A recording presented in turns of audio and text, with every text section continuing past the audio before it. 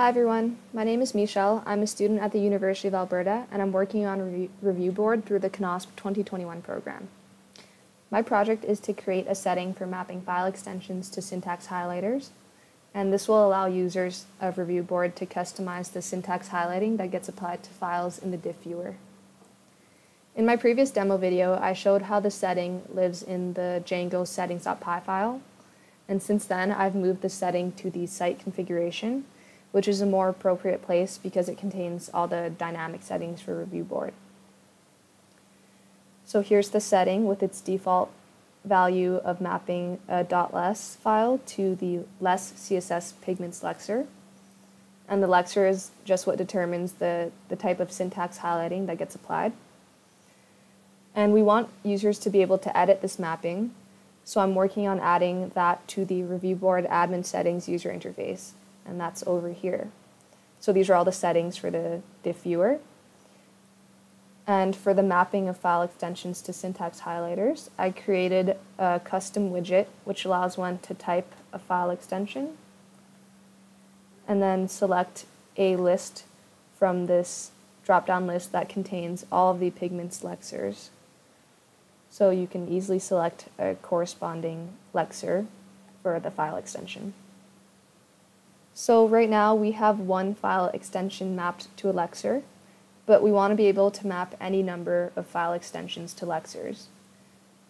And to do this, I'll be using an existing widget called the List Edit widget.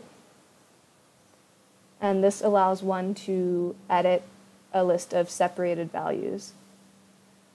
So this List Edit widget is from Giblets, which is a collection of reusable features that build on Django and is separate from review board, but we use some of its features in review board.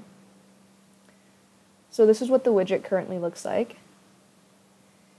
It only works with strings, and you can add or remove strings from the list. So I'm going to modify this so that it can work with any type of value and not just strings. And then that way I'll be able to use this widget with the widget that I showed over here so that users can add multiple values of file extensions and syntax highlighter pairs.